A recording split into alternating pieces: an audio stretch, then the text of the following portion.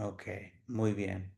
Bueno, pues bienvenidos a todos. Es la primera clase con nuestro hermano Masaru Guzmán. Yo creo que todos ya lo conocemos muy bien, han predicado aquí muchas veces y pues estaba dispuesto a darnos unas clases en cómo preparar una clase, ¿verdad?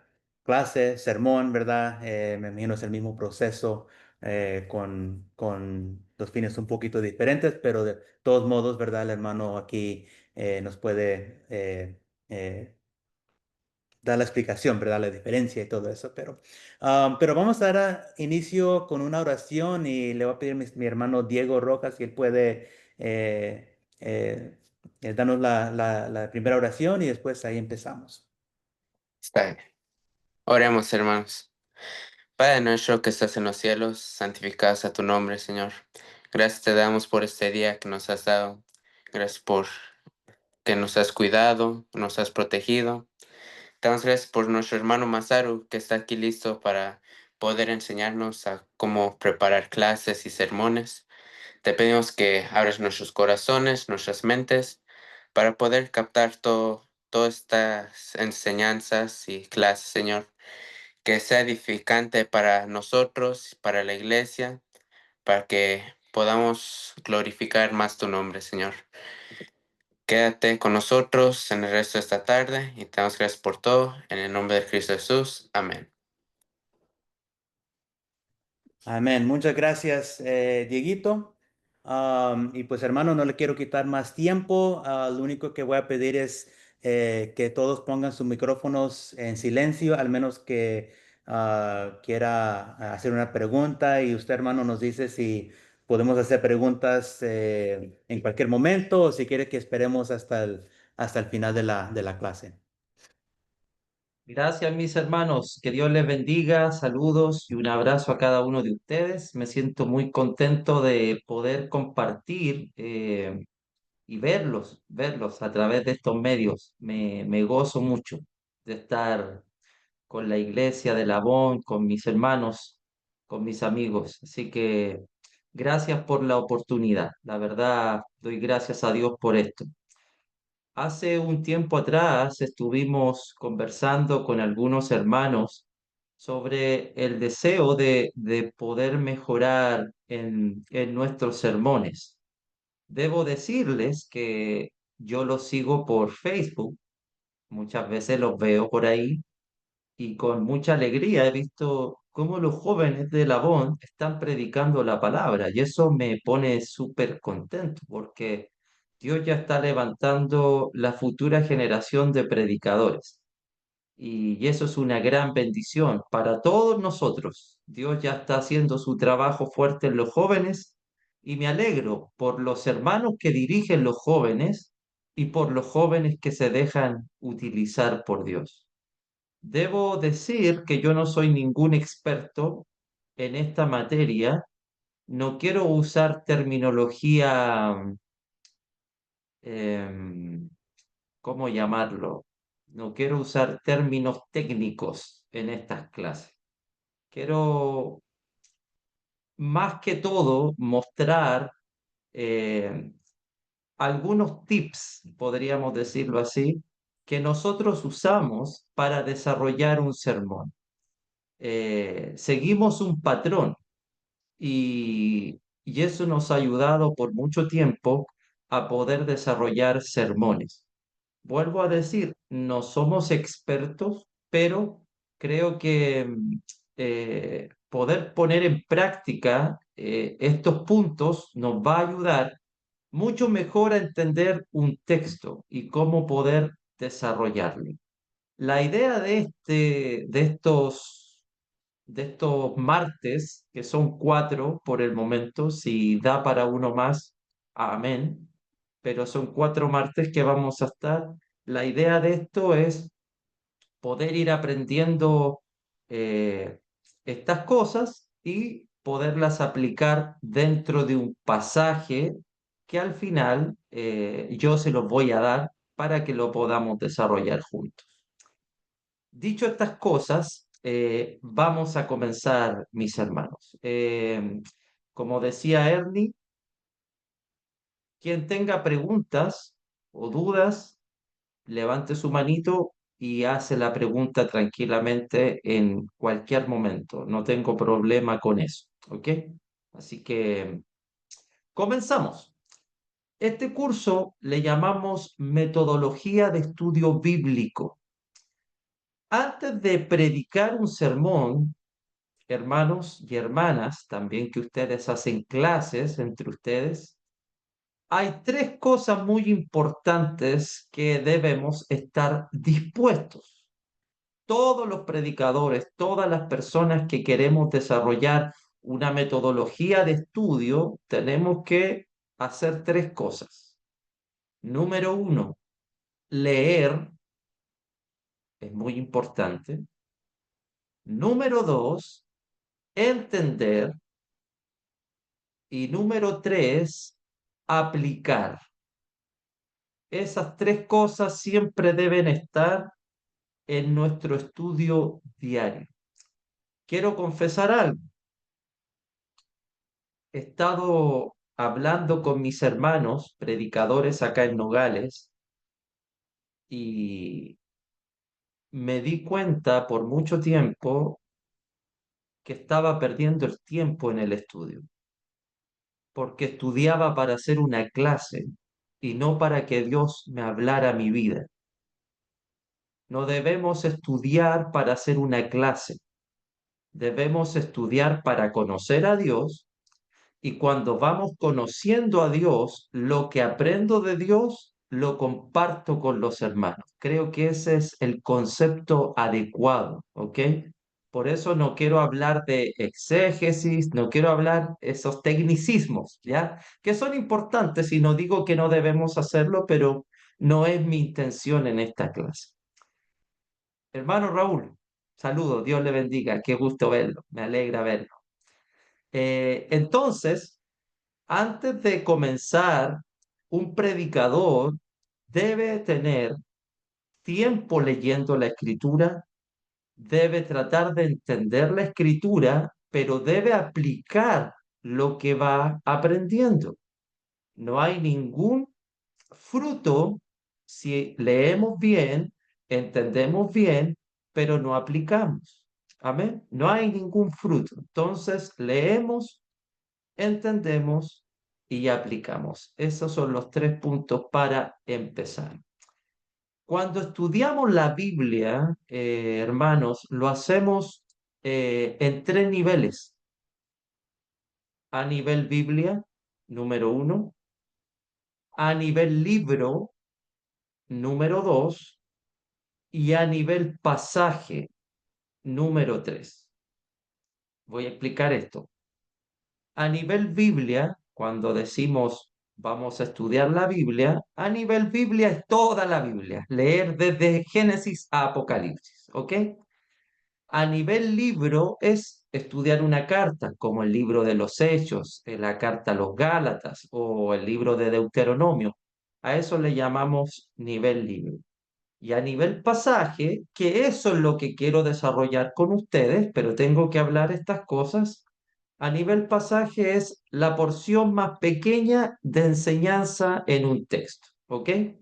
Y de eso, de estas cosas vamos a aprender mucho. Entonces, cuando estudiamos la Biblia, la hacemos a nivel Biblia, a nivel libro y a nivel pasaje. Cuando estudiamos el primer nivel, o sea, a nivel Biblia, hacemos lo primero que nos demanda este estudio, leer. Y leemos para establecer la idea central de la Biblia. ¿Alguien ha escuchado eso alguna vez? La idea central. ¿Saben lo que es? ¿Sí? ¿No? Una vez sí escuché a un hermano mencionar Ujú. algo de la idea central de la Biblia, que es salvación. Ok.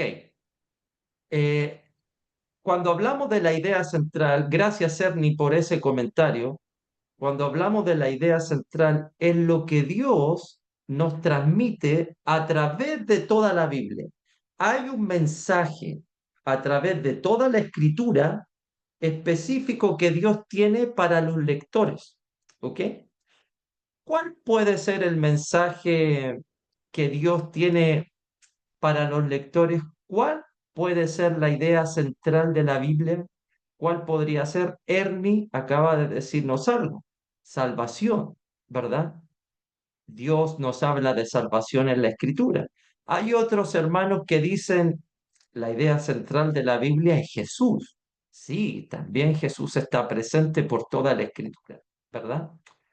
Eh, pero quiero compartirles algo interesante. Hay un patrón, hermanos, que se repite en la Biblia desde el Antiguo Testamento hasta el Nuevo Testamento.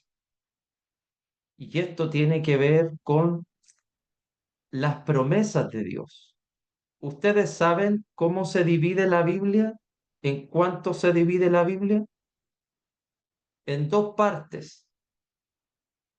Desde Génesis capítulo 1 a Génesis capítulo 11 tenemos el pecado del hombre, y desde Génesis capítulo 12 hasta Apocalipsis 22 tenemos la solución al pecado. ¿Se dan cuenta? Así se divide la Biblia. Génesis capítulo 1 al 11, el pecado del hombre, pero Génesis 12 hasta Apocalipsis 22 tenemos la solución al pecado. Y es aquí donde entra un patrón que encontramos en toda la Escritura. Este patrón son las promesas de Dios y el pacto. ¿Cuáles son estas promesas de Dios? Quiero mostrarles que abran su Biblia, por favor, en Génesis capítulo 12. Este es un patrón que aprendemos por toda la Biblia.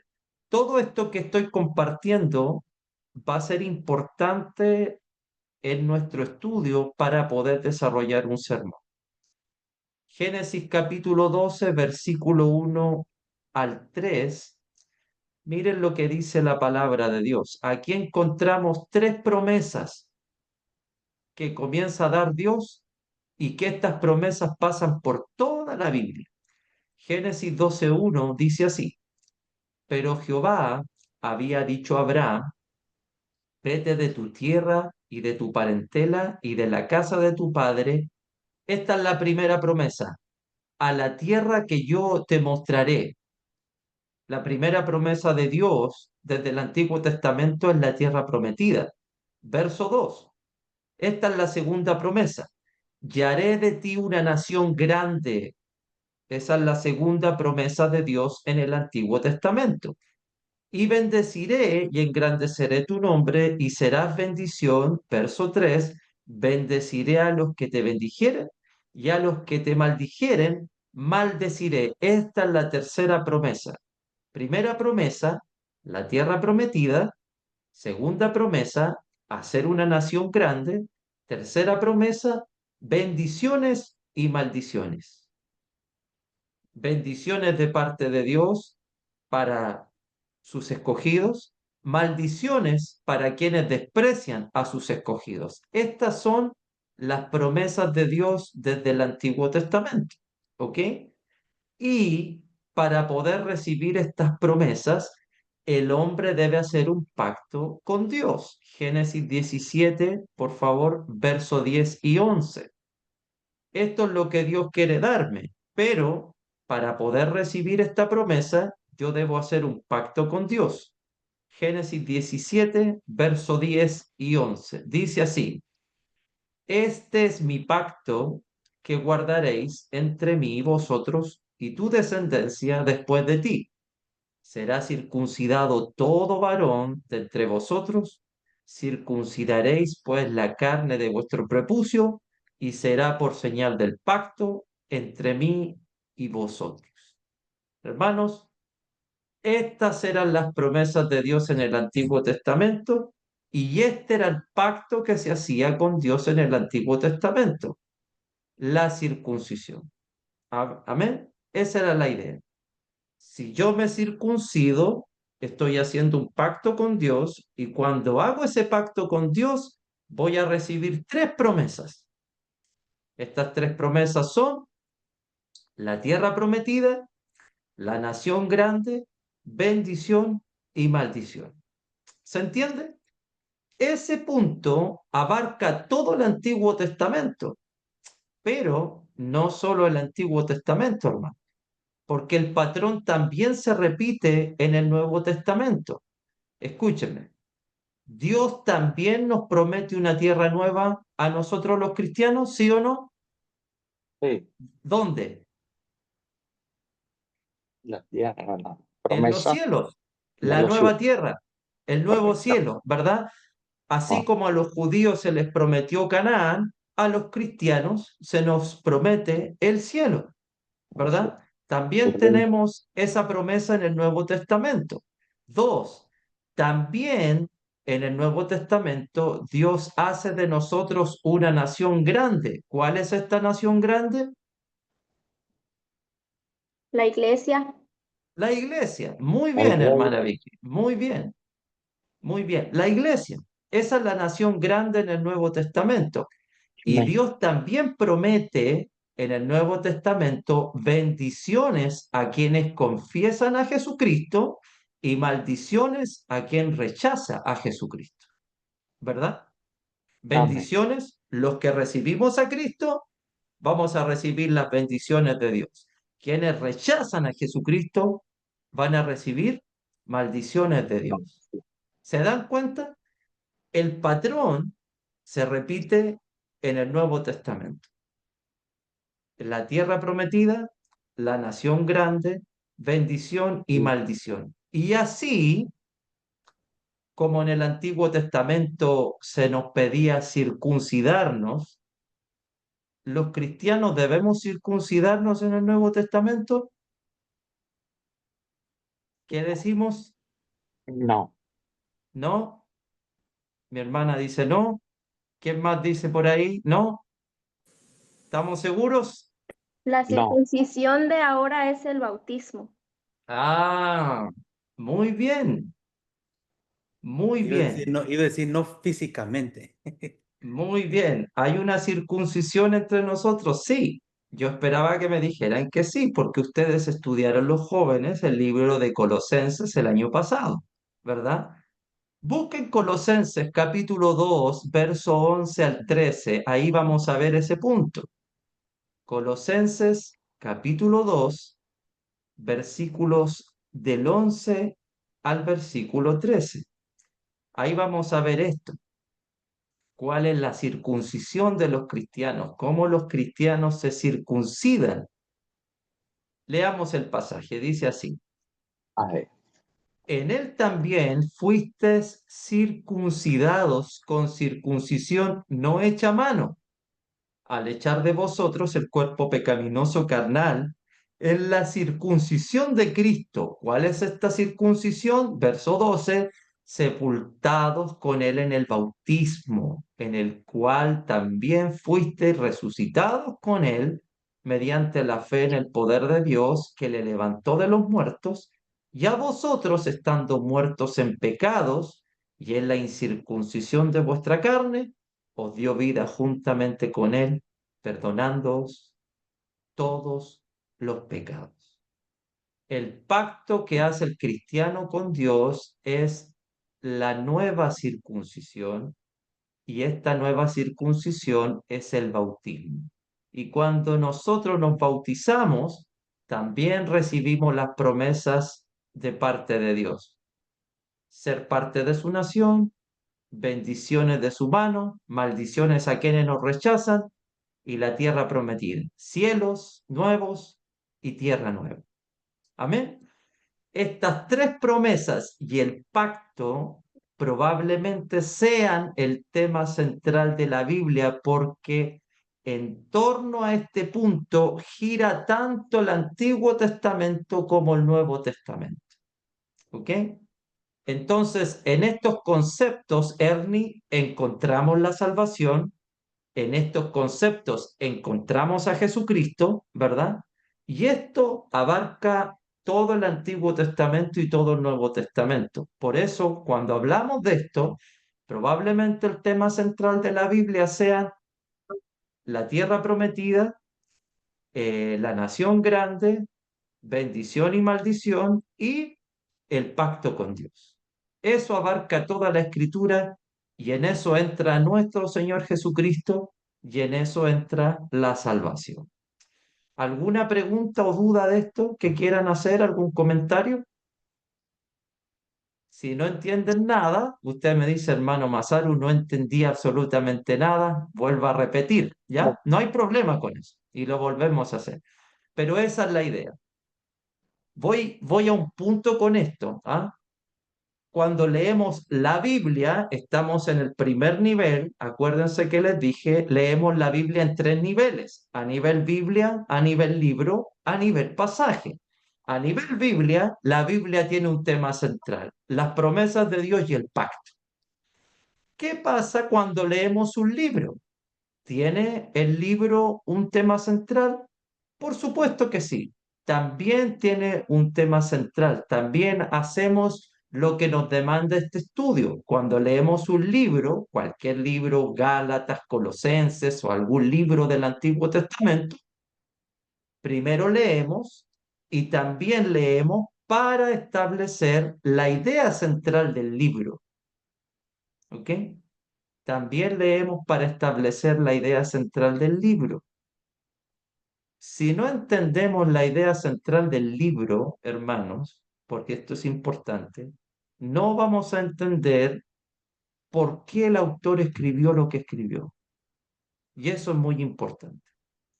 Debemos tratar de entender por qué el autor escribió lo que escribió. Eso lo llevó a un motivo. ¿Cuál fue el motivo para escribir este libro? ¿Qué motivó al apóstol Pablo a escribir la carta a los Corintios? ¿Qué motivó a Salomón a escribir ciertas cartas en el Antiguo Testamento? ¿Qué motivó a Moisés a escribir esta carta? Hay una razón. Ese es el tema central. ¿Quieren que les muestre un ejemplo? Miren el libro de Eclesiastés, por favor. Abran su Biblia ahí en Eclesiastés, en el Antiguo Testamento. El libro de Eclesiastés tiene 12 capítulos, pero dentro de estos 12 capítulos también hay una idea central.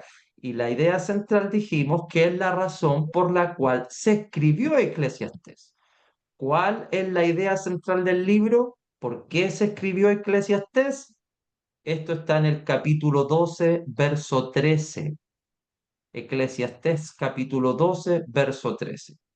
Fíjense cómo resume todo todo lo que escribió en este verso el autor. Miren lo que dice Eclesiastés 12:13.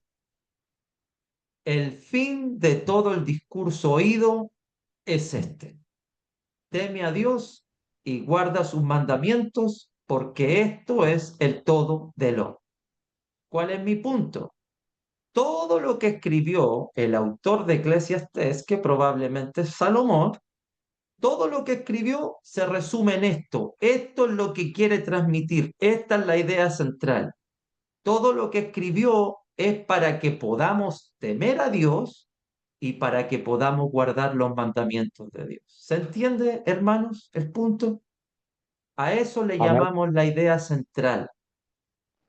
La Biblia tiene una idea central y cada libro tiene una idea central. Amén. En este caso, Eclesiastés, ese es el propósito de Eclesiastés: que los lectores aprendamos a temer a Dios y aprendamos a guardar sus mandamientos. Todo lo que el libro dice se resume en eso. Amén. Otro ejemplo más de tema central. Evangelio de Juan, por favor. Abran el Evangelio de Juan, capítulo 20, versículo 30 y 31. Evangelio de Juan, capítulo 20, versículo 30 y 31. El Evangelio de Juan tiene 21 capítulos, pero dentro de estos 21 capítulos también hay una idea central. ¿Cuál es la idea central del libro? ¿Por qué se escribió el Evangelio de Juan? Juan 20, 30, 31. Aquí está la respuesta. Miren lo que dice. Hizo además Jesús muchas otras señales en presencia de sus discípulos, las cuales no están escritas en este libro, pero estas se han escrito para que creáis que Jesús es el Cristo, el Hijo de Dios, y para que creyendo tengáis vida en su nombre. Hermanos, todo el Evangelio de Juan tiene como propósito que los lectores crean que Jesús es el El Hijo Cristo, de Dios. crean que Jesús es el Hijo de Dios. O sea, cuando usted lee Juan, cuando nosotros leemos Juan, cuando vemos los milagros de Jesús, cuando vemos las enseñanzas de Jesús, cuando vemos las cosas que Jesús está haciendo en todo el Evangelio de Juan, el propósito de Juan es, escribió todas esas cosas para que nosotros podamos creer que Jesús es el Cristo, que Jesús es el Hijo de Dios. El Evangelio de Juan está escrito para crear fe en las personas. Ese es el tema central del Evangelio de Juan. Me voy explicando, hermanos, con la idea que quiero compartirles, ¿verdad? Entonces, leemos la Biblia a tres niveles. Número uno, leemos la Biblia a nivel Biblia, toda la Biblia, y tratamos de ver cuál es la idea central de la Biblia. Leemos la Biblia a nivel libro, leemos todo un libro del Antiguo o Nuevo Testamento, tratamos de encontrar cuál es el tema central. Y lo tercero es cuál es la idea central de un pasaje. Eso es lo que queremos hacer. Eh, ¿Por qué es importante entender la idea central? Esta es la razón. Porque el predicador tiene la responsabilidad ante Dios y ante la iglesia de compartir la misma idea que el autor original quiso expresar. O sea, quienes predicamos la palabra, quienes exponemos la palabra, las hermanas que también se reúnen entre ellas y enseñan la palabra entre las hermanas, tenemos una responsabilidad cuando estamos frente a la palabra de Dios. Esta responsabilidad es hacia Dios y esta responsabilidad es hacia los hermanos, hacia las hermanas. La responsabilidad es querer exponer fielmente lo que el autor quiso decir. No lo que yo quiero decir, sino lo que el autor quiso decir cuando escribió esto. Entonces, por ejemplo, cuando yo me preguntaran a mí, ¿cuál es la necesidad, por ejemplo, en la iglesia de Labón? Necesitamos que la gente crea más en Jesús. ¿Qué libro debiésemos estudiar? El Evangelio de Juan. ¿Me explico? Porque el Evangelio de Juan fue escrito para crear fe en nosotros. Si quisiéramos hablar de un libro, hermanos, ¿cuál es la necesidad en la iglesia? Creo que la necesidad es que tenemos que aprender a temer a Dios. ¿Cuál sería el libro? Bueno, trabajemos con Eclesiastés. Me explico, ¿verdad? Porque eso es lo que el autor quiso decir y esa es nuestra necesidad en la iglesia. Por eso es importante entender la idea central, lo que el autor quiso decirnos. Amén. ¿Hasta ahí vamos bien? ¿No hay dudas? ¿Algún comentario? Todo bien, Hermana hermano. Vicky. Todo bien, Todo hermano. bien. Ok, Adelante. perfecto. Ok, perfecto. Eh, ¿Qué pasa si no entiendo la idea central? Esa es la pregunta. ¿Qué pasa cuando no entendemos la idea central? Quizás podemos dar un buen sermón, pero cuando no entendemos bien la idea central de un libro, el entendimiento puede ser el equivocado. Y cuando el entendimiento es equivocado, ¿sabes lo que pasa? La aplicación es equivocada. O sea, entendimos mal y aplicamos mal, ¿verdad? Ese es el problema. Por eso debemos entender ¿cuál es la idea del autor? ¿Qué quiere decir el autor en este extracto, en este libro o en este pasaje? ¿Qué quiere decir? ¿Por qué eso es lo que yo debo transmitir? No mi propia idea, sino lo que el autor quiere decir, para que podamos comprender bien y aplicar bien. Si no entendemos bien, no vamos a aplicar bien. Después voy a dar ejemplos de esto, ¿ah? Que son interesantes, pero por eso es importante entender la idea central. ¿Cómo podemos llegar a la idea central? Ok, ya dijimos, número uno, que tenemos que leer. Y cuando Ujú. digo tenemos que leer, leamos. No es bueno copiar sermones de otros. Puedo escuchar, puedo ser guiado, pero la idea es que cada uno desarrolle su sermón, ¿ok? Con las herramientas que Dios nos da. Por eso, número uno, debemos leer. Lo segundo es entender. Recuerden que dijimos leer, entender y aplicar. Lo segundo es entender. Y para entender cuál es la idea central de un pasaje, ¿saben lo que debemos hacer? Establecer los límites del pasaje. ¿Qué significa esto? Definir dónde empieza la enseñanza y dónde termina la idea que el autor propone. Vuelvo a decir, establecer los límites significa definir dónde empieza una enseñanza y dónde termina la idea que el autor propone. A nivel Biblia es fácil. ¿Por qué? Porque la Biblia empieza, ¿cuál es el primer límite de la Biblia? Génesis 1:1, ¿verdad? Eso es evidente. ¿Y dónde termina la Biblia? Apocalipsis capítulo 22, ¿verdad? Es súper sencillo. Esos son los límites de la Biblia. Apocalipsis 22, versículo 21. Génesis 1:1, Apocalipsis 22:1. Esos son los límites de la Biblia. Cuando hablamos de límites de un libro, exactamente la misma cosa. ¿Dónde empieza el versículo y dónde termina el final del libro? Pero cuando hablamos de un pasaje, ahí es un poco más difícil. ¿Ok? Ahí es un poco más difícil. Y para poder llegar a establecer los límites de un pasaje, tenemos que aprender a definir ciertas cosas. Número uno, para definir dónde comienza y dónde termina la idea del autor, que a eso le conocemos como pasaje, esa es la unidad más pequeña de la Biblia. Y el pasaje tiene solo una idea central. Establecemos los límites precisamente para no pasarnos a una segunda idea, sino simplemente mantenernos en la idea que el autor propone. Lo digo de manera más sencilla. ¿Por qué hay que establecer los límites? La enseñanza comenzó aquí, terminó acá, porque si me paso, podríamos estar hablando de una segunda enseñanza.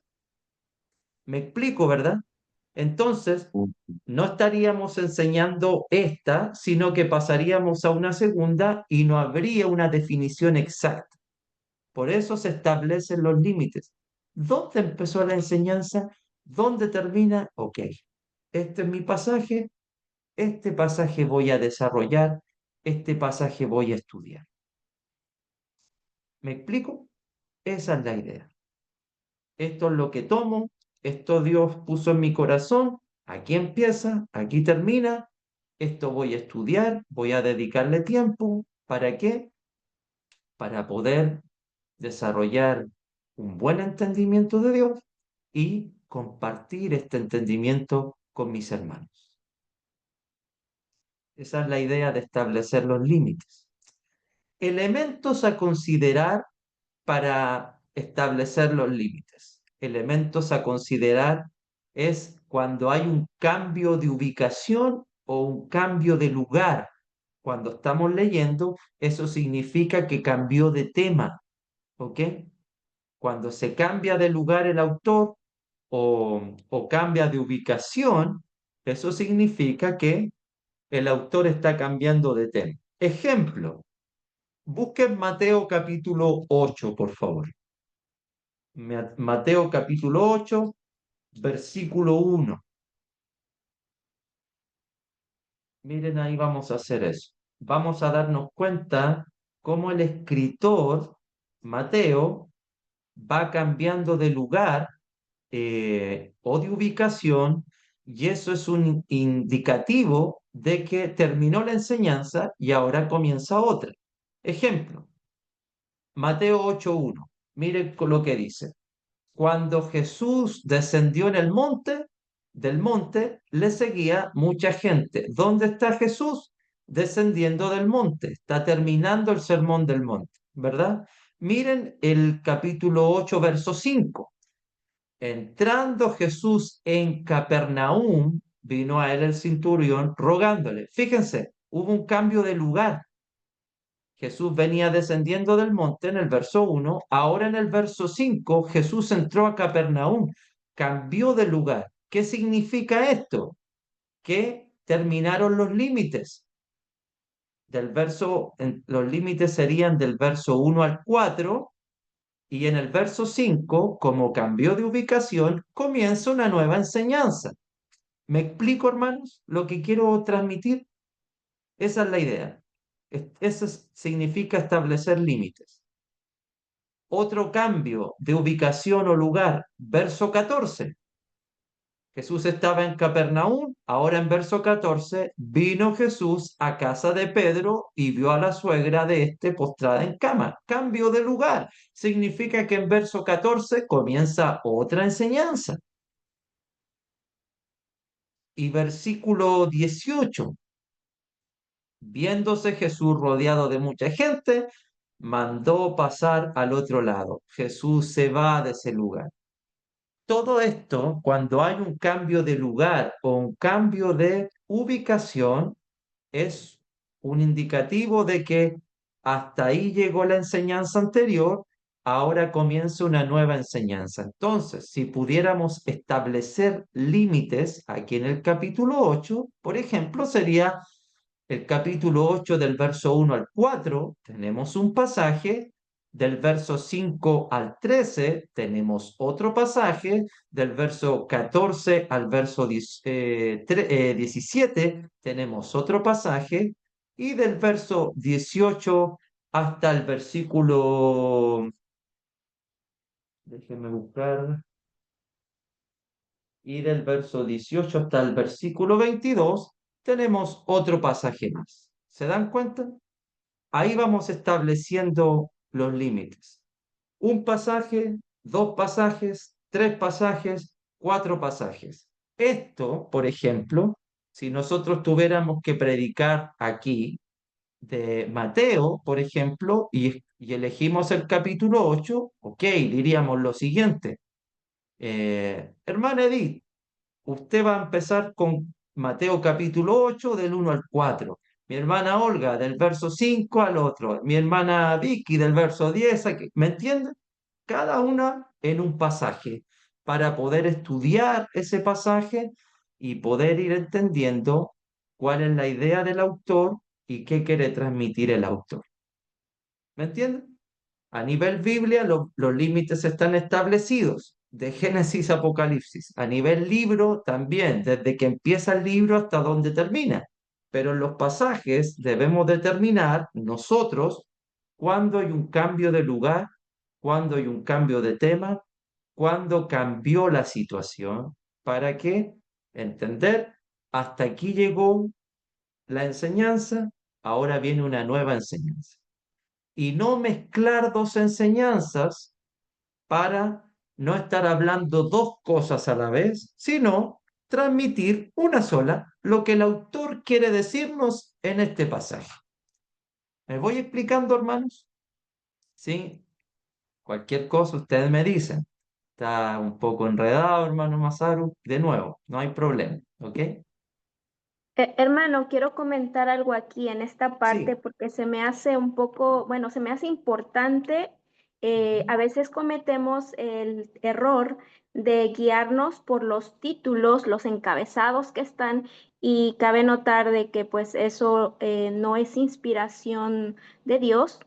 Eso lo ha puesto el hombre para pues solamente como un título, pero muchas veces el pasaje sigue y muchas de las veces se para ahí, donde está el título, pensando que es otra cosa diferente. Muy bien, hermana Vicky, eso está muy bien. Y eso es parte del trabajo del predicador, ¿ok? Es parte del trabajo de nuestro estudio. No tomemos en cuenta los subtítulos. A veces están bien, a veces están mal. Ahí les voy a mostrar un ejemplo, ¿ah? De algo que está mal ahí escrito, pero esa observación es muy buena. No se dejen guiar por los subtítulos, porque los subtítulos no son de inspiración divina, son inspiración humana. Los humanos la escribieron con un buen propósito, no estoy diciendo que lo hicieron por algo malo. El problema es que a veces tiene errores y eso nos puede causar no tener una idea completa del texto, ¿ok? Entonces eso es importante. Ejemplo de eso. Miren Hechos capítulo 6, por favor. Hechos capítulo 6, verso 8. La hermana Vicky le achuntó a esto. Hechos capítulo 6, verso 8. Vamos a mostrar precisamente este problema. Hechos capítulo 6, verso 8. Dice así, y Esteban, lleno de gracia y de poder, hacía grandes prodigios y señales entre el pueblo. Este verso comienza a hablar de Esteban, Usted, el primer mártir, se recuerdan, ¿verdad? El primer amén. mártir de la iglesia. Este verso comienza a hablar de Esteban y este verso se extiende por todo el capítulo 6, por todo el capítulo 7, porque Esteban se va a poner en pie y se va a poner a predicar a todos, ¿verdad? ¿Qué va a pasar con Esteban? Miren el capítulo 7, versos 59 y 58, ¿qué dice? 7:59, y apedreaban a Esteban mientras él invocaba y decía, Señor Jesús, recibe mi espíritu, y puesto de rodillas, clamó a gran voz, Señor, no le tomes en cuenta este pecado. Y habiendo dicho esto, Esteban durmió, murió, ¿verdad? Hasta Sí, ahí llegó la vida de Esteban. Según nuestras Biblias, ahora viene un subtítulo, ¿verdad? La pregunta sí, es, ¿la historia de Esteban terminó ahí o sigue? ¿Qué habría que hacer? Leer el capítulo 8. ¿Qué dice el capítulo 8, verso 1 de Hechos? sí, Y Saulo consentía en su muerte. ¿En la muerte de quién? sí, De Esteban. Esa frase, y Saulo consentía en su muerte, ¿es bueno, parte del texto? ¿Sí o no? ¿Anterior? Sí, sí, es parte del texto anterior. continúa. Pero aquí este pasaje muestra lo que la hermana Vicky nos decía. Los subtítulos, los límites, por decirlo así, para hablar de Esteban, sería Hechos capítulo 6 del verso 8, ¿verdad? Hasta Hechos capítulo 8, verso 1, primera frase, porque la segunda frase ya comienza a hablar de otra historia. ¿Se dan cuenta? Por eso no le hacemos caso a los subtítulos, porque a veces están mal puestos, como esto, ¿verdad? Vuelvo a decir, para tener bien una idea de cuáles son los límites de un pasaje, recuerde bien cuando hay un cambio de ubicación, cuando hay un cambio de lugar, eso significa cambió la enseñanza. A veces los autores dicen cosas como después de esto, después de estas cosas, también nos está mostrando cambió la enseñanza. Comienza una nueva enseñanza. Y otra cosa que es importante considerar para establecer los límites de un pasaje es que a veces los autores responden a preguntas. Ejemplo, Primera de Corintios 7, por favor. Busquen ahí Primera de Corintios 7. Primera de Corintios 7, versículo 1. Esta es otra forma de establecer límites. Notar cuando el autor está respondiendo a preguntas. Primera a los Corintios, capítulo 7, verso 1. Miren cómo comienza. En cuanto a las cosas que me escribisteis, bueno le sería al hombre no tocar mujer. ¿Qué significa esto? Que Pablo había recibido una carta de los Corintios y en esta carta había preguntas. Una de las preguntas tiene que ver con no tocar mujer, o sea, están haciéndole preguntas en cuanto a la intimidad matrimonial. Y aquí en el capítulo 7, verso 1, Pablo comienza a responder a esa pregunta. Me explico, ¿verdad? Pablo comienza a responder la pregunta, pero esto va a cambiar. Miren el 7:25, ¿qué dice? Va a responder una siguiente pregunta. La primera pregunta era en cuanto a no tocar mujer. Segunda pregunta, 7:25, en cuanto a las vírgenes. No tengo mandamiento del Señor, mas doy mi parecer. Esa era otra pregunta. Entonces entendemos que cambia de tema. Capítulo 8, verso 1. Miren lo que dice. Capítulo 8, versículo 1. En cuanto a lo sacrificado a los ídolos, cambió de tema. ¿Se van dando cuenta? Voy a responder en cuanto a no tocar mujer, ahora voy a responder en cuanto a las vírgenes, ahora voy a responder en cuanto a los animales que se sacrificaban a los ídolos, y en el capítulo 16, verso 1, Pablo va a responder a la pregunta en cuanto a la ofrenda. ¿Se van dando cuenta? En cuanto a esto, en cuanto a esto otro, en cuanto a esto otro, en cuanto a esto otro.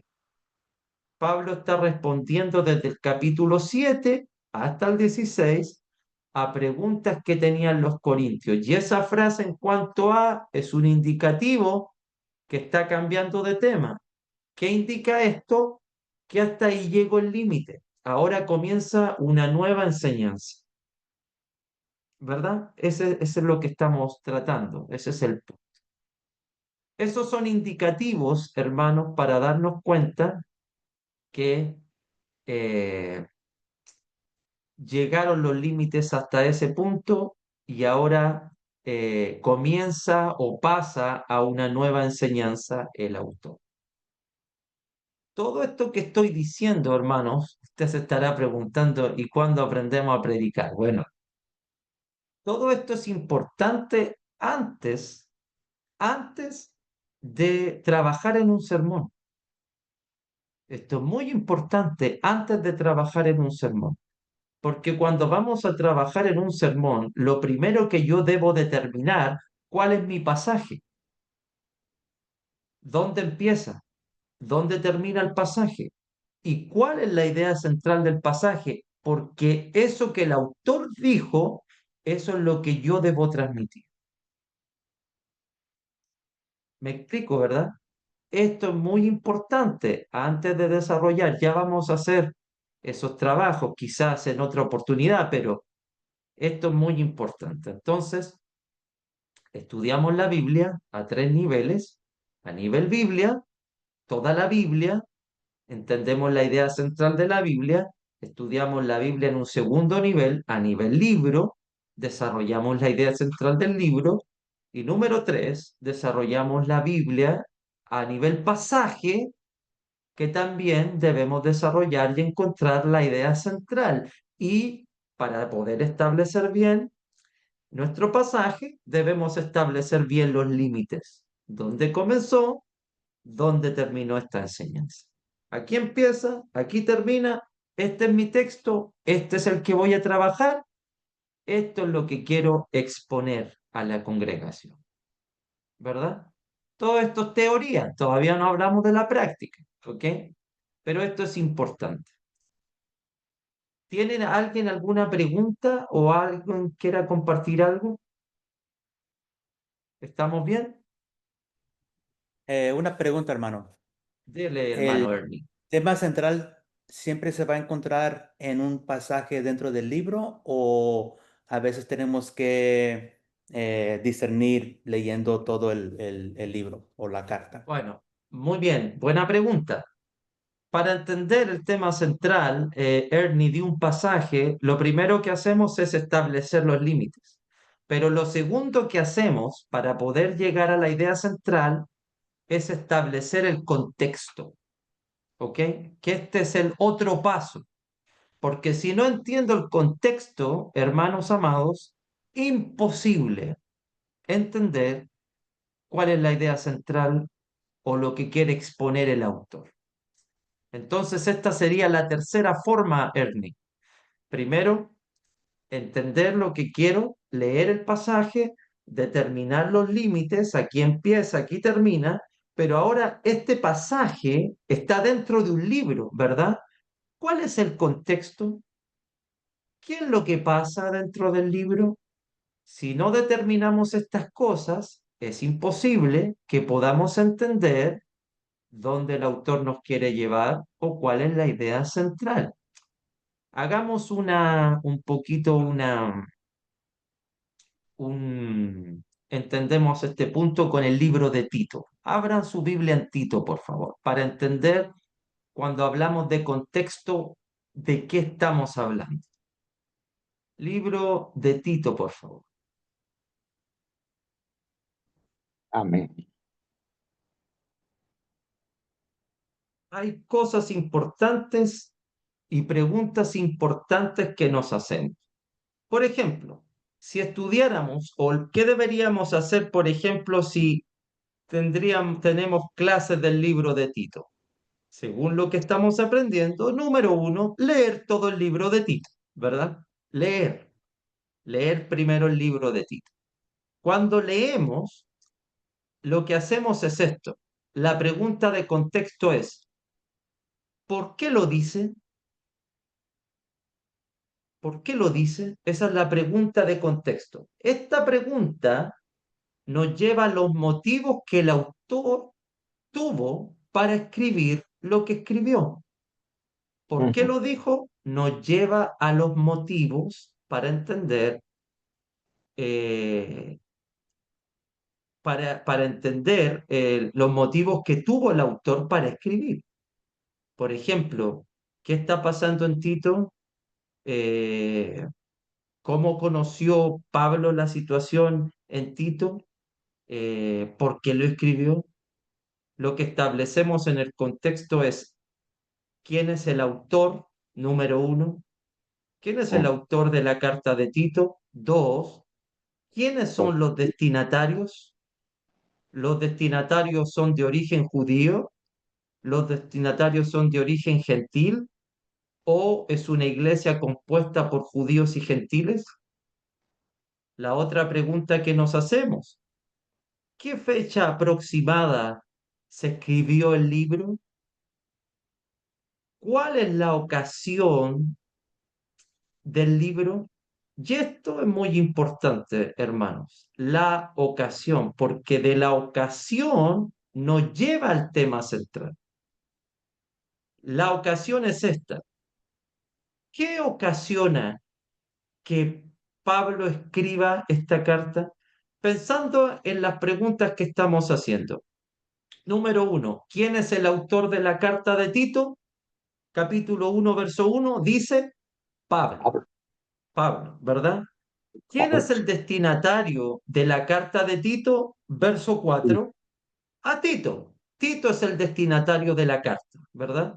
Tenemos el autor, Pablo, tenemos el destinatario, Tito, ¿verdad? Tito, ¿de qué origen es? ¿Tito es judío? ¿Tito es un gentil? Tenemos que entrar a estudiar, ¿verdad? A ver de dónde viene. Bueno, yo le voy a hacer el trabajo más fácil. Tito es griego, no es judío. ¿Dónde aprendemos eso? En el libro de los Gálatas, ¿ok? Pero Tito no es un judío. Tito es de origen gentil, es griego, ¿verdad? Entonces, en el contexto, Ernie y hermanos, vamos respondiendo a estas preguntas. ¿Cuál es el contexto de la carta? Bueno, número uno, el autor es Pablo. Dos, el destinatario es Tito. Tito es de origen griego, ¿verdad? Y podemos investigar quién era Tito, qué hacía Tito y por qué estaba con el apóstol Pablo, ¿verdad? La fecha aproximada debe ser entre el año 62 y 63, se debe haber escrito esta carta. Y eso, para llegar a entender una fecha, hermanos, lean siempre el libro de los Hechos, ¿ok? Porque el libro de los Hechos va a establecer los viajes del apóstol Pablo. Y hay que preguntarse si esta carta se escribió en uno de esos viajes o se escribió posterior a los viajes, ¿ok? La carta se escribe aproximadamente entre el año 62 y 63. ¿Cuál es la otra pregunta de contexto? La ocasión. ¿Qué es la ocasión? Lo que ocasiona que el autor escriba. ¿Cuál es la ocasión de la carta de Tito? Verso 5, 1:5. Por esta causa te dejé en Creta para que corrigieses lo deficiente y establecieses ancianos en cada ciudad, así como yo te mandé. ¿Por qué se escribió la carta a Tito, hermanos? Porque en Creta hay deficiencias. Y estas deficiencias comenzaron por falta de liderazgo, por falta de líderes. ¿Se va entendiendo? Ese es el contexto. ¿Por qué hay deficiencias? Capítulo 1, verso 10. Porque hay aún muchos contumaces, habladores de vanidades y engañadores, mayormente los de la circuncisión, a los cuales es preciso tapar la boca, que trastornan casas enteras, enseñando por ganancia deshonesta lo que no conviene. ¿Cuál es la deficiencia? Por no haber liderazgo, hermanos, se introdujeron los falsos maestros en medio de la congregación, en medio de las congregaciones en Creta. Fíjese, por falta de líderes, que es una deficiencia, se abrió una puerta. Esa puerta hizo que, como no hay líderes, que se metieran falsos maestros. ¿Y qué está pasando con la iglesia, hermanos amados? La iglesia se está enfermando. Todo el capítulo 2 se escribe con el propósito de ayudar a sanar a la iglesia. Miren el capítulo 2, verso 1. Pero tú hablas lo que está de acuerdo a la sana doctrina. Miren el capítulo 2, verso 2. Que los ancianos sean sobrios, serios, prudentes, sanos en la fe. Capítulo 2, verso 8. Palabra sana e irreprensible. Esa palabra sana, y en el capítulo 1, verso 9, retenedor de la palabra, fiel tal como ha sido enseñada, para que también pueda exhortar con sana enseñanza. Todo esto, hermano, es muy importante. Miren el 1:13. Este testimonio es verdadero, por tanto, repréndelos duramente para que sean sanos. Fíjese que la palabra sano, sana, se repite una y otra vez. ¿Saben por qué? Porque sanar es el antónimo de enfermedad. La iglesia estaba enferma. ¿Se dan cuenta? Esta era otra deficiencia. Miren, deficiencias. Por falta de liderazgo, esa es una deficiencia, abrió la puerta para otra deficiencia. Falsos maestros se introdujeron en la iglesia. Estos falsos maestros están enfermando la iglesia. Por eso en el capítulo 2 tenemos palabras para los distintos grupos de la iglesia. Miren el 2:2. Pablo va a dar palabras a los ancianos. El 2:3, Pablo se va a dirigir a las ancianas. El 2:6, Pablo se va a dirigir a los jóvenes. El 2:9, Pablo se va a dirigir a los siervos. ¿Se dan cuenta? son palabras de instrucciones para cada hermano de la iglesia. Y se les va a dar instrucciones a las hermanas ancianas para que éstas ayuden y enseñen a las jóvenes. Capítulo 2, verso 4. Que las ancianas enseñen a las mujeres jóvenes a amar a sus maridos y a sus hijos. Entonces, todo el capítulo 2 son palabras a los diferentes grupos de la iglesia, porque cada grupo se ha enfermado por la presencia de los falsos maestros. Y los falsos maestros entraron, lamentablemente, por falta de liderazgo.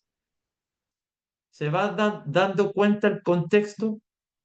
Lo que nos decíamos, ¿por qué se escribió la carta de Tito? ¿Quién le escribió? Bueno, le escribió Pablo. ¿A quién le escribió? ¿Quién es el destinatario? Tito. ¿Por qué le escribió? Porque hay deficiencias. ¿Cuáles son estas deficiencias? Falta de liderazgo. eh, Se introdujeron falsos maestros. La iglesia se está enfermando. ¿Se van dando cuenta cómo la carta nos va dando el contexto? Además de esto, hermanos, los hermanos no tienen obras. Miren el capítulo 2, verso 14. Quien se dio a sí mismo por nosotros para redimirnos de toda iniquidad y purificar para sí un pueblo propio, celoso de buenas obras. 3:1. Recuérdales que se sujeten a los gobernantes y autoridades, que obedezcan, que estén dispuestos a toda buena obra. 3:8. Palabra fiel es esta, y en estas cosas quiero que insistas con firmeza para que los que creen en Dios procuren ocuparse en buenas obras. 3:14.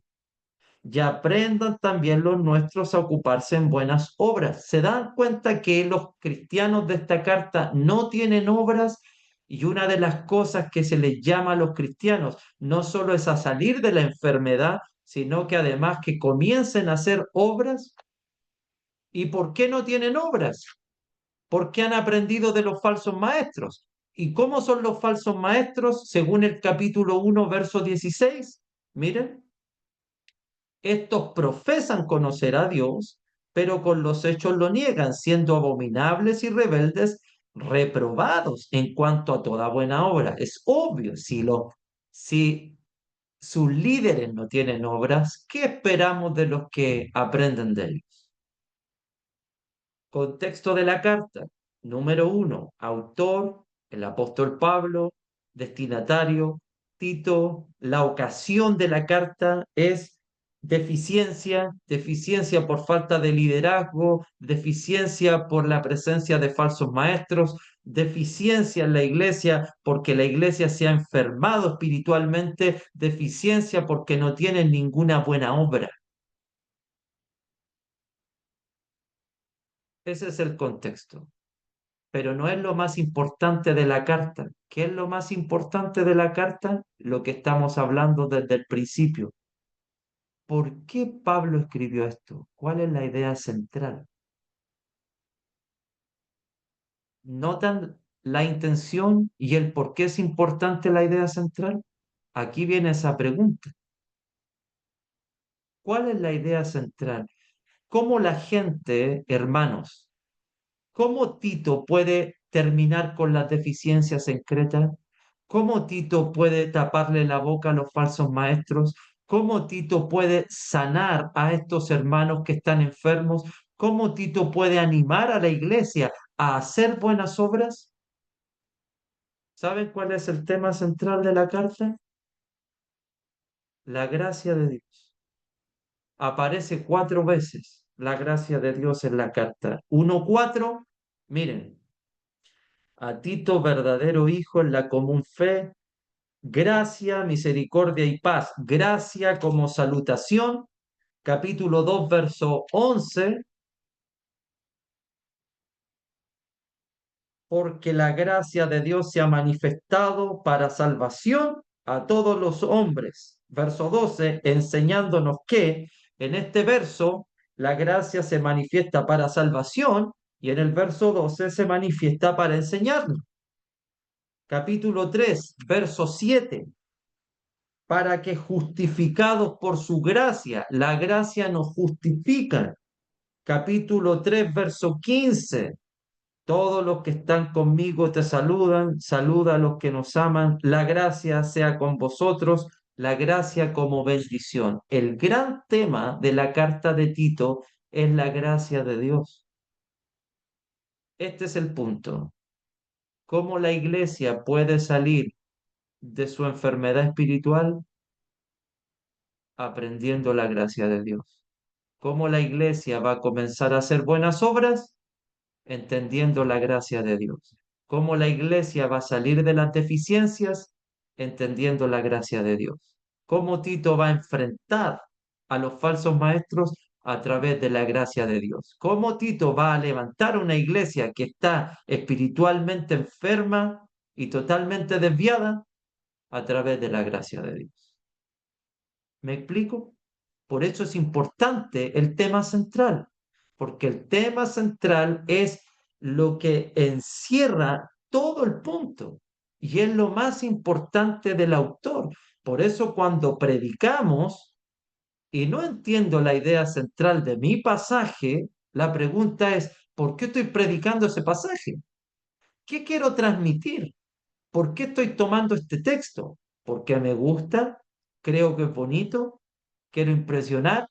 ¿Hay una palabra entretenida aquí? ¿O porque quiero llevar a la iglesia a lo que el autor quiso decirnos? Eso es muy importante. Por eso es importante entender la idea central. ¿Saben cuál es la gracia de Dios en el libro de Tito? El verso 12, el verso 13, no, verso 14, 2:14. Quien se dio a sí mismo por nosotros para redimirnos de toda iniquidad y purificar para sí un pueblo propio, celoso de buenas obras. ¿Saben cuál es la gracia de Dios en Tito? ¿Saben cuál es el regalo de Dios? Que Jesucristo se dio por usted, hermana Olga, que Jesucristo se dio por usted, hermana Vicky, que Jesucristo se dio por ti, Ernie, por ti, Alex, por ti, hermano Raúl, por ti, Diego, por ti, Lupita, por ti, mi hermana Edith, por mí. Ese es el regalo de Dios. Y cuando entiendo, hermanos, cuando entiendo lo que Jesús hizo por mí, que Él se dio por mí para redimirme de esa vida, ¿cómo podría volver a vivir igual que antes? ¿Cómo podría volver a vivir en el mismo estado espiritual que tenía antes de que Cristo llegara a nuestras vidas? Si Él me redimió de eso, me sacó de eso, precisamente como dice el verso 14, para ser un pueblo celoso de buenas obras, lo que no están haciendo. ¿Me entienden? La gracia en el libro de Tito es el tema central y la gracia en el libro de Tito es que Jesucristo se dio por nosotros para redimirnos de toda iniquidad. Si los cristianos de Creta logran entender esto, van a salir de su estado espiritual de enfermedad, van a salir de su estado sin hacer obras y van a comenzar a corregir las deficiencias que tienen. ¿Se entiende por qué es importante el tema central? ¿Sí? Es por eso, hermano.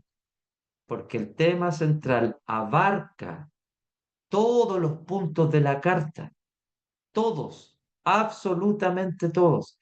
El tema central encierra toda la carta. La ocasión es por qué se escribió y el tema central para qué se escribió. Todo eso es el contexto. Comentarios, preguntas, creo que ya estamos un poquito pasados. Para mí no hay problema, pero por ustedes lo digo. ¿Se entiende, Ernie, el punto? Sí, hermano, muy claramente. Esa es la idea. Entonces, antes de desarrollar, de hacer un sermón, es importante entender estas cosas. ¿ok? Con esto no estoy diciendo, wow, no, no puedo predicar. Sí, yo vuelvo a decir, yo me gocé al ver a los jóvenes ahí por el Facebook predicando la palabra. Me parece maravilloso cómo Dios los usa. Lo que estoy diciendo es, si estas herramientas las comenzamos a desarrollar poco a poco y las comenzamos a poner en práctica, vamos a poder entender mucho mejor nuestros sermones, vamos a poder explicar mejor lo que el autor quiso decir y en beneficio de eso vamos a poder aplicar mejor la palabra. Amén.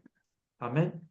Por eso es Amén, hermano. importante el estudio de la palabra y por eso es importante estos puntos antes de desarrollar un sermón.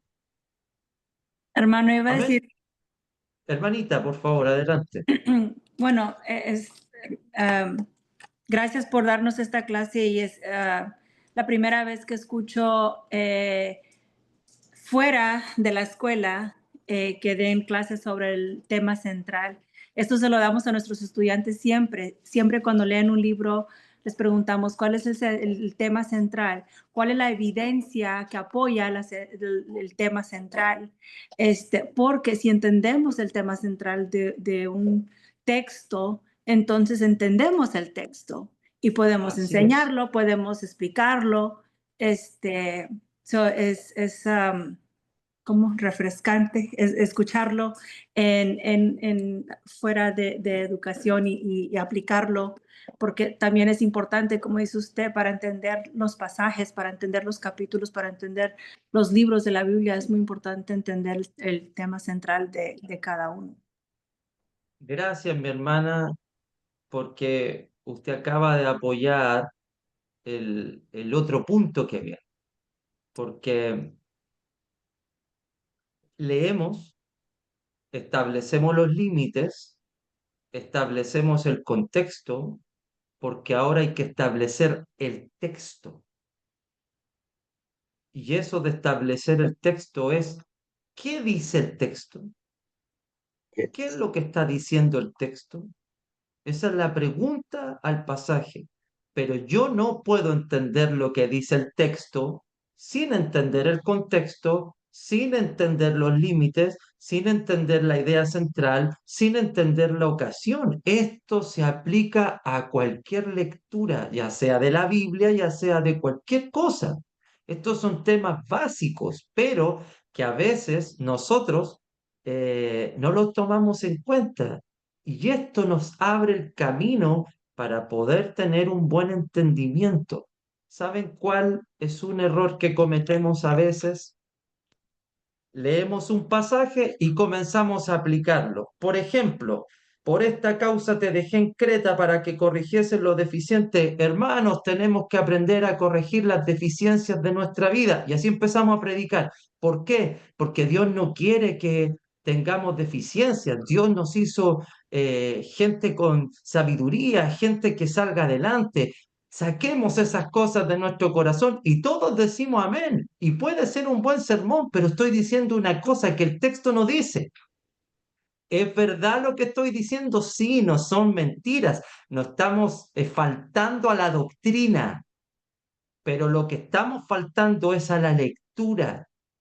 Por eso no hacemos aplicaciones sin explicar el texto. Expliquemos el texto en su contexto y cuando entendemos la situación, ahora lo último que se hace es, ¿cómo podemos aplicar esto a nuestras vidas? Porque tenemos que entender algo. Pablo no nos escribió a nosotros, Pablo le escribió a los cretenses, pero como consecuencia de eso, nosotros aprendemos valiosas cosas que le enseñó Pablo a esos cristianos. Y esas cosas valiosas nosotros tenemos que aplicarlas a nuestra vida. Pero antes de aplicar, entendemos, comprendemos, explicamos y al final aplicamos. Amén. Amén. Tengo 5 minutos para hacer un ejercicio de esto, ¿sí? Sí, hermano, adelante. ¿Sí? Vamos a hacer un ejercicio para ver esto. Santiago, por favor. Vayan a Santiago capítulo 4. Vamos a hacer un ejercicio de esto. Santiago capítulo 4, verso 17.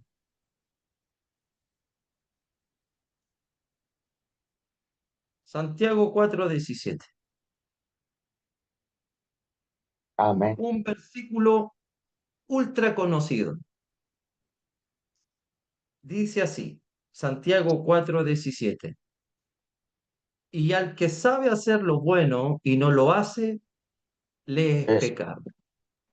Pregunta, ¿cuándo nosotros aplicamos este verso? ¿no? Quiero escucharlo, por favor. Muchas veces. ¿Para qué usamos este versículo? El hermano Raúl dice, muchas veces lo usamos, ¿verdad? Pero específicamente, ¿para qué lo usamos?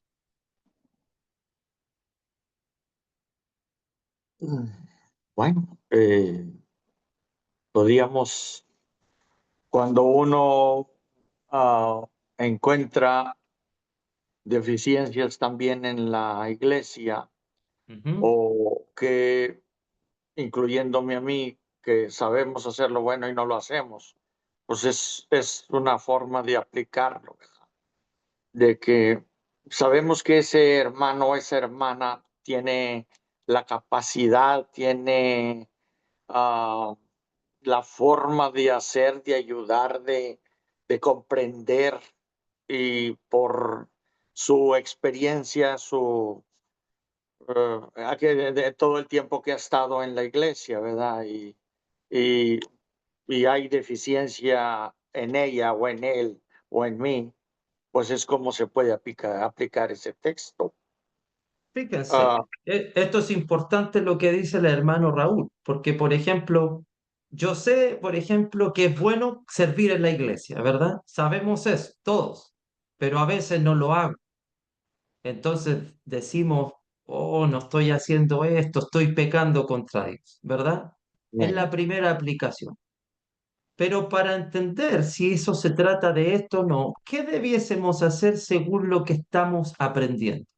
¿Sabes Oh, lo primero que debiésemos hacer antes de interpretar este pasaje? el contexto Establecer los límites. La establece. Oh, pregunta es, ¿dónde comienza esta enseñanza? Miren, vemos el verso 18, o sea, el capítulo 5, verso 1, nos damos cuenta que ya va a cambiar de tema, porque dice, vamos ahora ricos, llorad y aullad.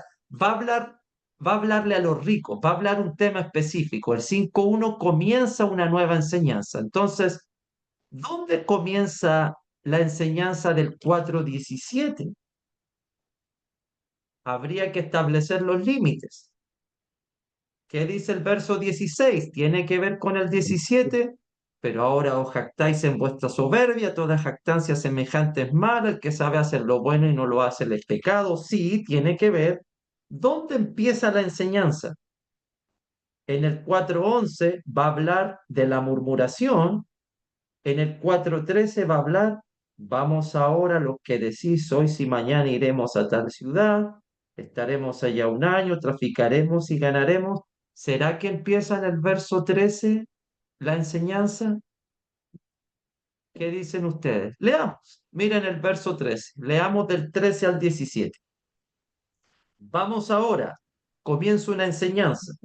Los que decís, hoy si mañana iremos a tal ciudad y estaremos allá un año y traficaremos y ganaremos, cuando no sabéis lo que será mañana, porque ¿qué es vuestra vida? Ciertamente es neblina que se aparece por un poco de tiempo y luego se desvanece, en lugar de lo cual deberéis decir, si el Señor quiere, viviremos y haremos esto o aquello. Pero ahora os jactáis en vuestra soberbia, toda jactancia semejante es mala, y al que sabe hacerlo, y el que sabe hacer lo bueno y no lo hace, le es pecado. Capítulo 5, verso 1, vamos ahora ricos, cambia de tema. Empieza en el verso 13, la enseñanza. Sí, los límites son capítulo 4, verso 13 al verso 17. Ahí tenemos los límites de este pasaje. ¿Qué debiésemos hacer ahora? Bueno, establecer el texto, el contexto, ¿verdad? ¿Quién es el Sí, que escribe la carta? pues, Santiago, capítulo 1, verso 1, Santiago. ¿verdad? Santiago es el que escribe la carta. ¿A quién le escribe la carta? Según el verso 1, capítulo 1, A las tribus que están en a la los dispersión. alrededores, dispersión, correcto. ¿Qué significa las tribus? ¿De qué origen son estos destinatarios, judíos o gentiles? De los, de Los judíos. Judíos, porque les llama a las 12 tribus, ¿verdad? Bueno, las 12 el tribus. autor es Santiago, los destinatarios son de origen judío y están pasando por diferentes pruebas, están pasando por diferentes situaciones para no hacerle leer todo el contexto, ¿verdad? Y probablemente estos hermanos que son de la dispersión, o sea, que están saliendo de un lugar a otro, se están moviendo, Sí, probablemente sean los hermanos de la persecución que comenzó en Jerusalén en el capítulo 8 del libro de los Hechos y que sigue en el capítulo 11, que tuvieron que abandonar Jerusalén. ¿Por qué? Porque comenzó una persecución de los judíos contra la iglesia. ¿Ok? Probablemente es eso. Pero amén. dentro de estas enseñanzas llegamos ahí, al 4:13 al 17. ¿Qué nos dice este pasaje? Y solo es para hacerles entender cómo a veces tomamos versos fuera de contexto. ¿De qué se trata este pasaje? No es difícil entender. Miren el 4:13. Vamos ahora los que decís, hoy y mañana iremos a tal ciudad, estaremos allá un año, traficaremos y ganaremos, cuando no sabéis lo que será mañana. Porque ¿qué es vuestra vida? Ciertamente es neblina que se aparece por un poco de tiempo y luego se desvanece. ¿Por qué escribe esto Santiago? Porque hay hermanos que están diciendo, voy a hacer esto, tengo estos planes, voy a hacer esto, vamos a poner un negocio por aquí, voy a poner un negocio por acá, ya tienen todo planeado.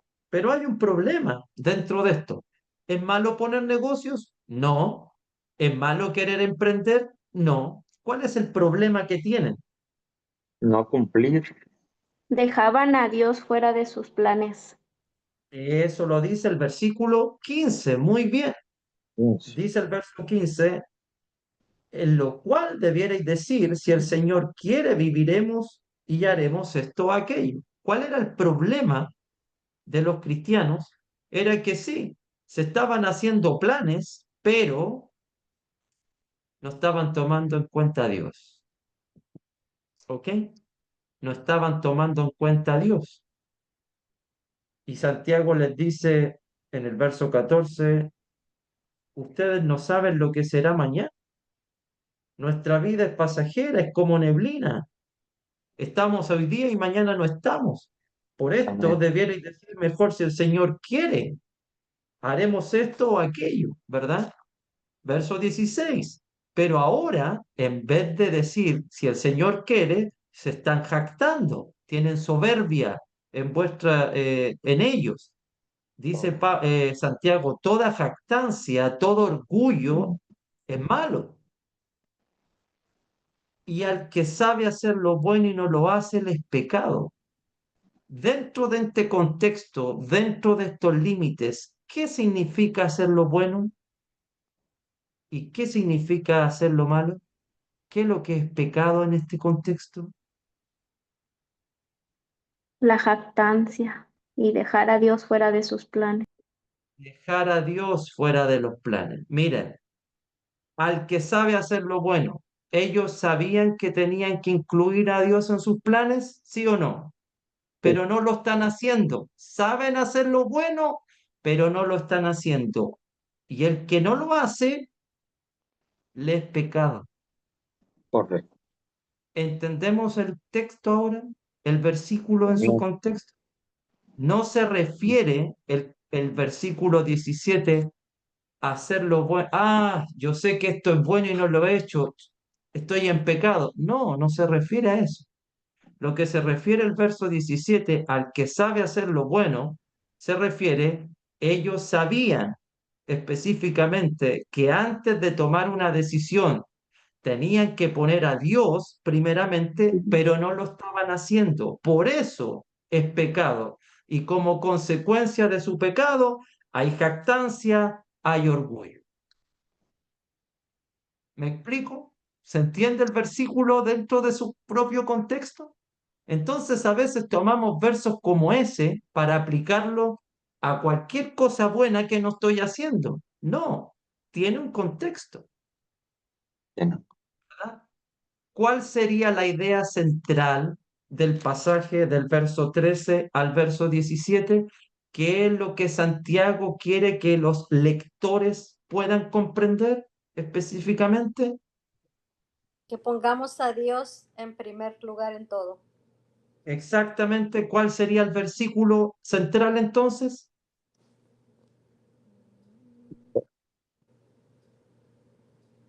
El verso 15. 15. El 15 y El el verso 15. 16. El 15. Ese es el tema central del pasaje, el verso 15.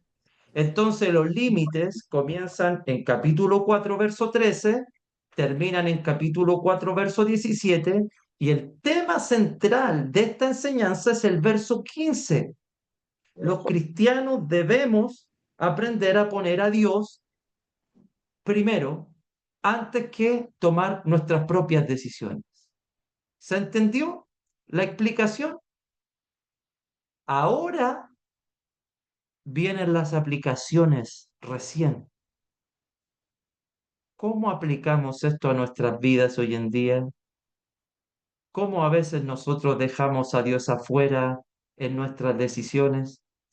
A veces eh, tomo decisiones sin preguntarle a Dios, hago mis propios planes el día domingo dejando a Dios afuera, hago mis propias, me voy a cambiar de lugar, quiero cambiarme de casa, no es malo, pero donde voy a ir, la iglesia de Cristo no está. ¿Será buena esa decisión? ¿Estoy poniendo a Dios en manos de Dios esta decisión?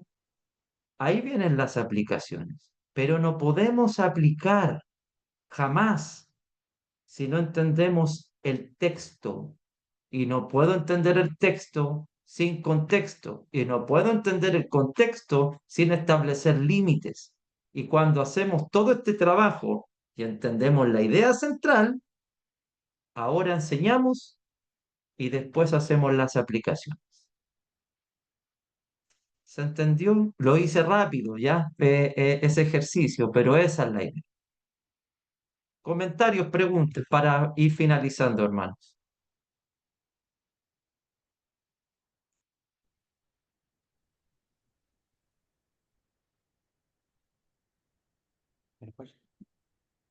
Cuando se habla del tema central, hermano,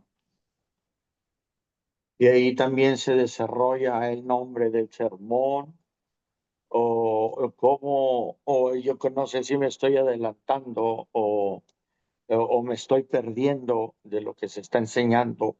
Cuando usted habla del tema central,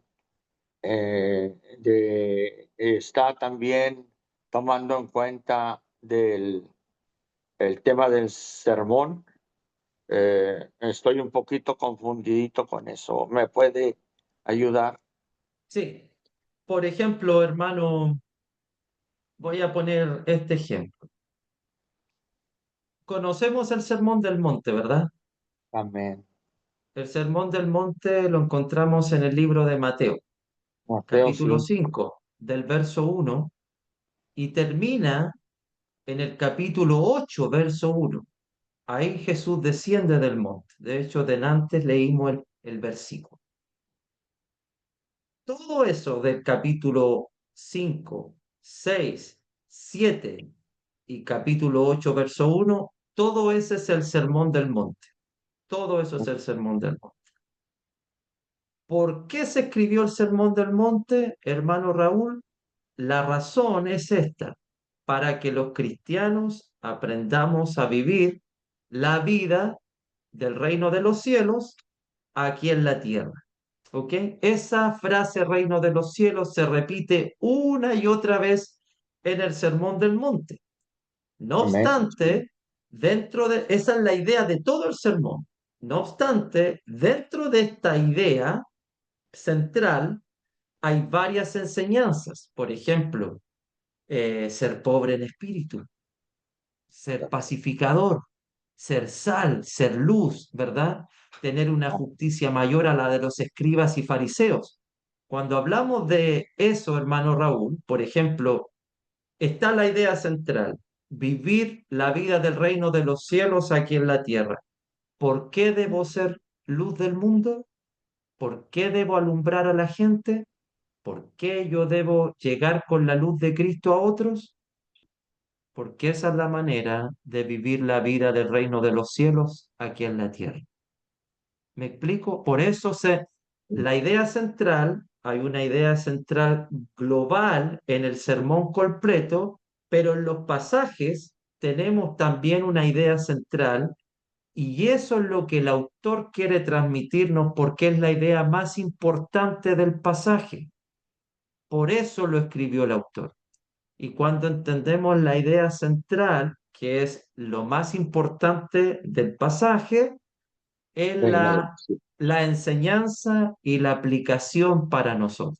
¿Me entienden? Sin la idea Amén. central, no hay una buena enseñanza y no hay una buena aplicación. Amén, hermanos. Bueno, Amén. todo esto que estamos hablando, tenemos más. Estoy tratando de avanzar rápido, ya lo vamos a dejar hasta aquí. eh, pero tengamos en cuenta ciertas cosas. Antes de desarrollar un sermón, un estudio bíblico, debo tener en cuenta qué pasaje voy a leer. Cuando leo el pasaje, debo establecer los límites. Aquí empezó esta enseñanza, aquí termina. Establezco el contexto, comienzo a hacer las preguntas de contexto. ¿Por qué escribió? ¿A quién escribió? ¿Quién es el autor? ¿Quiénes son los destinatarios? ¿Cuál es la ocasión? Si hay problemas doctrinales, si hay otros problemas dentro de la carta, ¿cuál es el tema central? Todo eso es contexto para poder entender al final mi pasaje y poder explicar lo que el autor originalmente quiso decir. Luego de la explicación, hacemos las preguntas para nosotros para aplicar lo aprendido en nuestra vida. Amén. Vamos Amén. a hablar más de esto en las siguientes clases, pero lo último que digo, para no quitarles más tiempo. Hemos escuchado esta frase donde hay 2 o 3 congregados en mi nombre, yo estoy presente, ¿sí? ¿Cuándo Amén. la aplicamos? ¿Cuándo decimos esa frase? ¿Cuándo decimos ese verso? Cuando nos reunimos en el culto, ¿verdad? Cuando la iglesia se Bien. reúne el domingo, cuando hay una reunión de iglesia, siempre decimos, buenos hermanos, estamos aquí reunidos y sabemos donde hay 2 o 3 congregados, el Señor está presente y todos amén. Amén. Cuando hay poquitos, Pero la pregunta es esta. Cuando Jesús dijo eso, ¿se refiere al día de reunión? La No, palabra congregarse ahí se refiere al día domingo cuando la iglesia se reúne. no, No. no. Y para entender qué tenemos que hacer, bueno, establezcamos los límites, dónde empieza esta enseñanza, dónde termina, veamos el contexto y al final, cuando entendemos que esa frase se dijo, nos damos cuenta que Jesús no está hablando del día de reunión de iglesia, aunque ocupe la palabra congregarse. Lo que está diciendo Jesús en el pasaje es, déjelo de tarea, hermano. ah, No, es que le voy a dejar de tarea otra cosa. Ah, Lo que está diciendo Jesús en el pasaje es esto. El pasaje está hablando de hacer caer un pequeñito de los que pecan. Y es interesante que Jesús dice que el que peca contra ti anda y anda a hablar con el hermano. Si te escucha, lo ganaste. Si no te escucha, anda con 2 o 3 testigos. Si no escucha a los 2 o 3 testigos, dilo a la iglesia. Si no escucha a la iglesia, tenlo por gentil o publicano. Y luego de eso viene esta famosa frase, donde hay 2 o 3 congregados en mi nombre, yo estoy presente. ¿Qué está diciendo Jesús? Que cuando ustedes vayan donde un hermano que se ha desviado a hacerlo volver, yo estoy con ustedes. Simplemente es eso. Pero no se refiere al día domingo. Es porque leemos el versículo fuera de contexto, sin establecer los límites. ¿Es pecado? No es pecado. No estamos faltando a la doctrina, pero la aplicación no es la correcta. Ese es mi punto. ¿Me entienden, hermanitos? La idea de estas clases es que podamos, eh, cada verso que tomemos, podamos explicarlo de acuerdo al contexto y a los límites de la enseñanza. Amén. Mi tarea va a ser esta, algo súper simple. ¿Quién es el hijo pródigo? Para eso tienen una semana para que vean el contexto, para que traten de establecer los límites y vean el contexto de esa enseñanza, ¿ok? Vean todo el contexto para que ustedes establezcan quién es el hijo pródigo. Porque cuando hablamos del hijo pródigo, lo primero que se nos viene a la mente es, bueno, cuando éramos descarriados nosotros, ¿cierto? Esa es la aplicación. ¿Quién es el hijo pródigo? Se los dejo como tarea. Investiguen, busquen, lean, recuerden, traten de establecer los límites, vean el contexto para que todo eso les ayude a decir, el hijo pródigo es esto. Amén, hermanitos.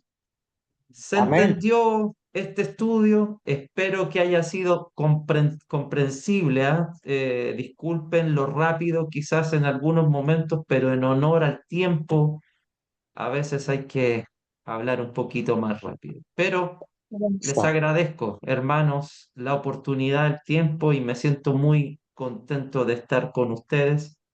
Y si el Señor lo permite, el próximo martes seguimos con esta idea para ir desarrollando mejor el punto. ¿Comentarios, preguntas para finalizar? No, hermano, todo bien. Gracias. Buenas noches. Amén, hermanita. Dios le bendiga. Muchas Muchas gracias gracias, por su hermano. tiempo y por la clase. Amén, Amén. hermana. Amén. Dios le Muchas, bendiga. muchas Y gracias, hermano, Amén, yo mi nunca hermano. dije a qué hora íbamos a acabar, así es que podría haber sido 3 horas, ¿verdad? Pero yo nomás dije que a las 7 de la tarde. Ah, ok. Entonces lo Pero, extendemos hasta la medianoche, como el apóstol Pablo. sí, exactamente. No, No, no, muchas está gracias, bien. hermano, una vez más por estar aquí con nosotros y de estar dispuesto de dar su tiempo, ¿verdad? Para darnos estas enseñanzas y yo creo que todos estamos listos para la siguiente clase, ¿verdad? De aprender más. amén. Ah, bueno, muchas gracias. Vamos a acabar la clase con una oración. Y hermano Raúl, ¿nos puede despedir con una oración, por favor? Amén, hermano. Ujú. Oremos. Padre bendito que estás en el cielo y en todo lugar. Gracias, Padre Santo, porque nos has dado la oportunidad de unirnos por este medio para que aprender más de tu santa palabra, para aprender tu palabra de una manera más fácil, para entenderla, para divulgar, para poderla enseñar a otros. Gracias te damos porque nos has dado la oportunidad de estudiar con nuestro hermano Mazaro. Que tú le bendigas a él también y que le ayudes en todos los aspectos para que él nos siga enseñando toda la facilidad que tiene para explicar. Dale palabras simples y que siempre el Espíritu Santo esté con él para que nosotros aprendamos lo más fácil posible. Le pedimos por todos nuestros hermanos que pusieron el empeño para estudiar y tener esa facilidad de palabras para poder enseñar a otros. A todas nuestras hermanas que pararon también sus tareas cotidianas es algo impresionante para cada una de ellas. Y ante Dios, Padre bendito, ante usted, Padre Santo, bendícelas y que tú las ayudes en todos los aspectos, igualmente a nosotros. Que Dios los bendiga a todos y todo esto te lo pedimos en el nombre de Cristo Jesús. Amén. Amén. Amén. Muchas gracias, hermanos. Muchas gracias, hermanos. Dios les bendiga. Un abrazo y gracias por el tiempo y por la oportunidad. Los quiero mucho. Dios los guarde. Gracias. Y si Dios lo Gracias, permite, hermano. seguimos el próximo martes a la misma hora y por este mismo canal. Buenas noches, Dios Así los es, bendiga. hermano. Gracias, Gracias. hermano. Buenas noches a todos. Buenas noches. Que Dios les Dios le bendiga, bendiga, Dieguito. hermano. Dios te Adiós. bendiga, Diego. Saludos. Nos vemos, hermanos. Buenas noches.